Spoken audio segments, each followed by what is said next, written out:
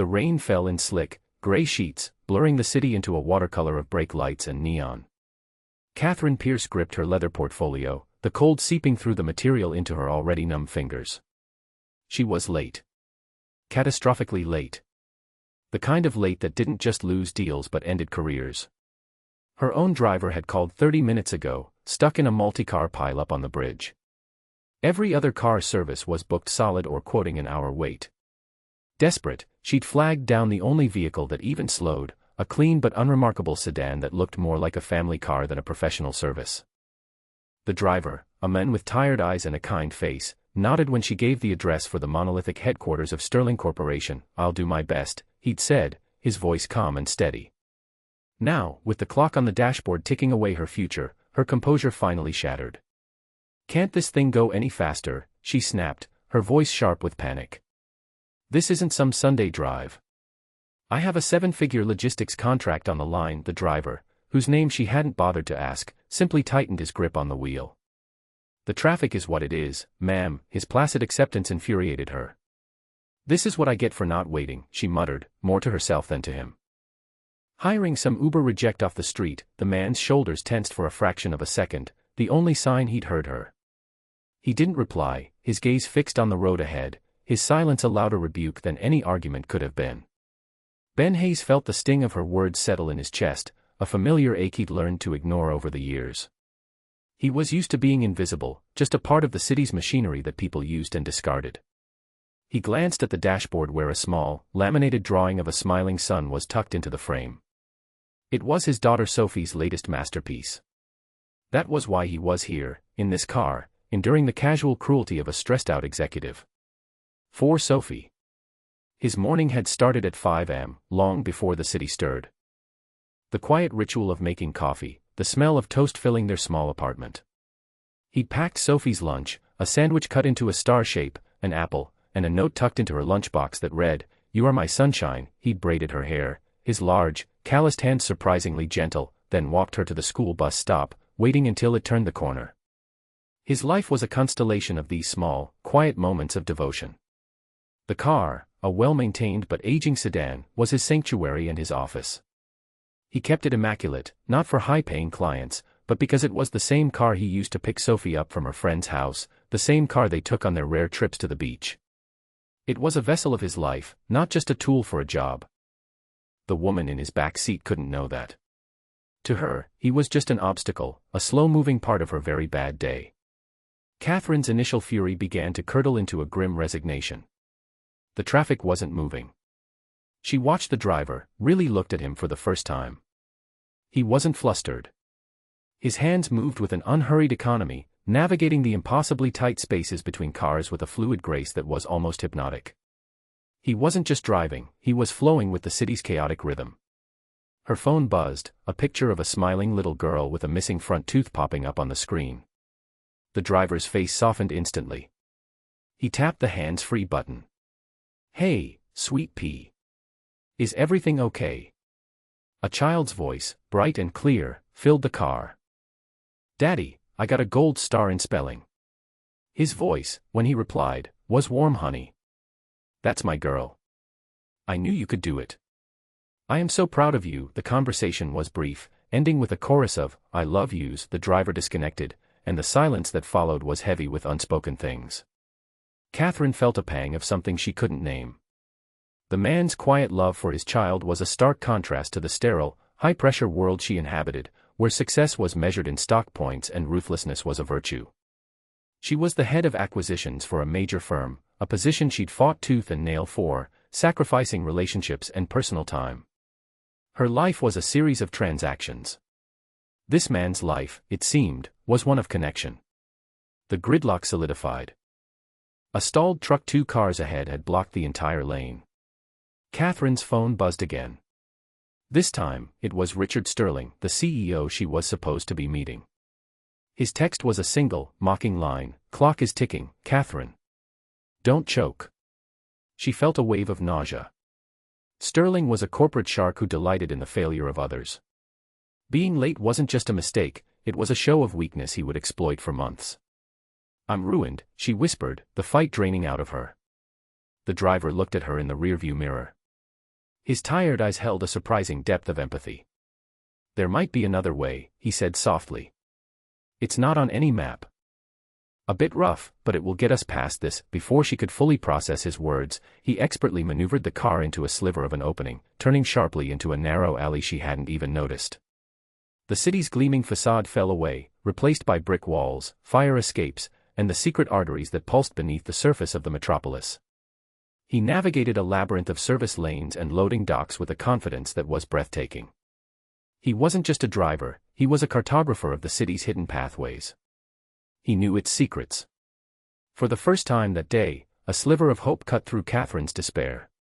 They were making impossible time, the monolithic Sterling Tower suddenly visible again, closer than she'd dared to hope. As they rounded a tight corner, emerging back onto a side street, a screech of tires echoed ahead. A delivery van had clipped the back of an older woman's car, sending her spinning into a collection of trash cans. The woman stumbled out of her vehicle, visibly shaken, clutching her chest. Catherine's heart hammered against her ribs. "Don't stop," she blurted out, the words tasting like ash in her mouth. "Please, just keep going. We're so close. I'll give you $1,000. 2,000. Just get me there." The driver didn't even look at her. He simply pulled the car over to the curb, put it in park, and turned on his hazard lights. He looked at her in the mirror, his gaze not angry, but filled with a profound, quiet disappointment that felt worse than any shouting match. "Some things are more important than a meeting, ma'am." He got out of the car and walked towards the elderly woman, his movements calm and reassuring. He spoke to her gently, his broad shoulders shielding her from the gawking passers-by. He checked on her, then used his own phone to call for help, giving the dispatcher their exact location with practiced efficiency. Catherine watched from the car, feeling impossibly small. He was sacrificing her crucial deal, his own time, and a significant tip for a complete stranger. In her world, that kind of selflessness didn't exist. It was a currency with no value.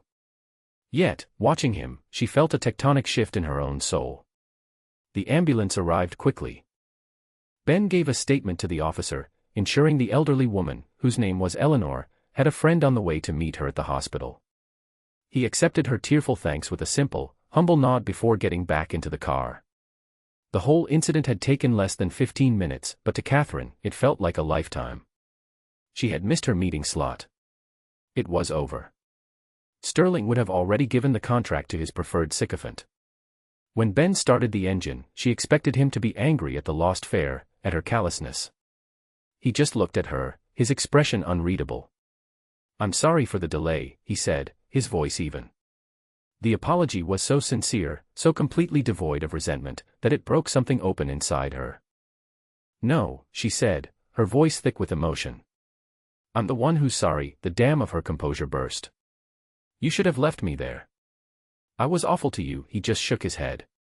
"You were stressed. We all have days like that." He put the car in drive, and for the next few blocks, they drove in a silence that was no longer tense, but contemplative. To fill it, she found herself asking, "Your daughter, what's her name?" A real smile touched his lips for the first time. "Sophie," he said. "She's 7. She wants to be an astronaut who also runs an animal rescue." For the rest of the short drive, they didn't talk about business or traffic.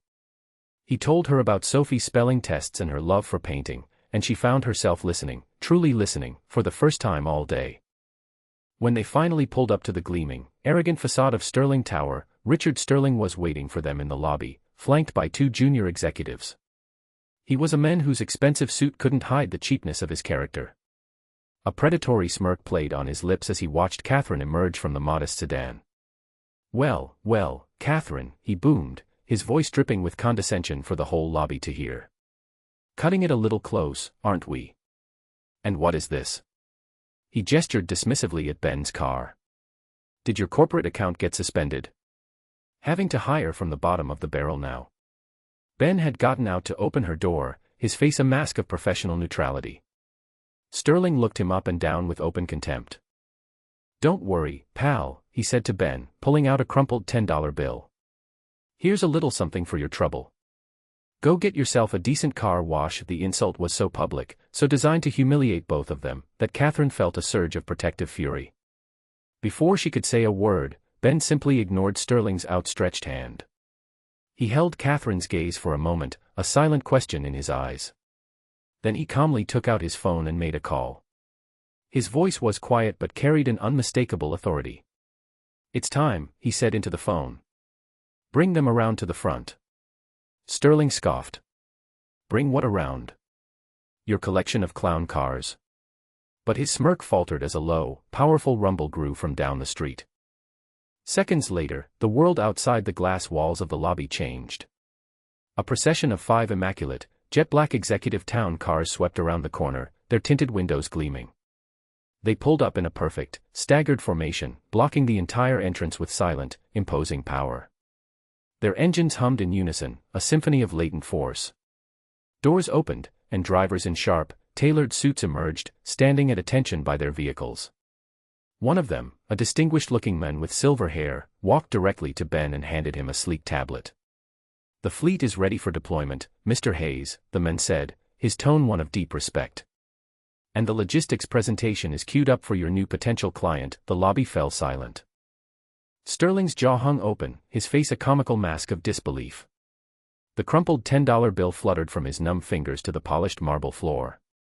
Catherine stared, her mind struggling to connect the quiet, kind-hearted driver with the men who clearly commanded this impressive operation. Mr. Hayes. Ben Hayes. He wasn't a driver for a service. He owned the service. The entire elite fleet she had been trying to partner with for 6 months. Ben took the tablet, his movements unhurried. He didn't even glance at the dumbfounded Sterling. His focus was entirely on Catherine. But first, he addressed the men who had just tried to humiliate him. "Mr. Sterling," Ben said, his voice no louder than before, yet it now commanded the attention of the entire cavernous space. "My company, Horizon Executive Transport, has a core principle. We value integrity, compassion, and human decency above all else. We look for partners who reflect those values." He finally turned his calm, steady gaze on Sterling. "After this display, it's clear your company does not. We are not interested in a partnership." He then turned back to Catherine, whose mind was still reeling. "Miss Pierce," he said, a hint of a smile in his eyes. "Your firm, on the other hand. I was impressed by your presentation materials. I believe you were scheduled for a meeting." He gestured towards the waiting fleet. "Perhaps we can reschedule." "My office is mobile," Sterling sputtered, his face turning a blotchy red, but no one was listening. He had become irrelevant. As Ben led a stunned Catherine towards the lead car, he paused. "I started this company after my wife passed away," he explained softly, answering the question in her eyes. "I needed to build something that would let me be there for Sophie. I still drive one of the sedans myself once a week. It helps me remember what's important. It keeps me grounded." Weeks later, the city air was crisp and cool. The deal between Horizon and Catherine's firm had been signed, a landmark partnership built not on ruthless negotiation, but on mutual respect. Their meetings, however, had gradually shifted from boardrooms to park benches. Today, they sat on a blanket watching Sophie fly a kite, its tail a rainbow against the blue sky. Ben wasn't Mr. Hayes, the formidable CEO, anymore. He was just a dad, his face lit with joy as he cheered for his daughter. Catherine watched him, this quiet man of hidden depths, and felt a sense of peace she hadn't known in years. He had shown her a world beyond balance sheets and bottom lines, a world where kindness was the most valuable asset. The sleek black cars of his fleet were parked and waiting all over the city, a testament to his success. But the car he'd driven her to the park in was the same unremarkable sedan from that rainy day. It was parked nearby, Sophie's booster seat visible in the back. That car, she now understood, was his real flagship. It wasn't a symbol of his wealth, but of his worth. He turned to her, his hand finding hers, their fingers lacing together naturally. "She really likes you," he said, nodding towards Sophie, who was now waving at them from the top of the hill. Catherine smiled, a real, unguarded smile. The feeling is mutual. In the quiet strength of a single father, she had found not just a business partner, but a partner in life. And it made one wonder, how many quiet heroes do we pass by every day, their true value hidden in plain sight, waiting for someone to finally see.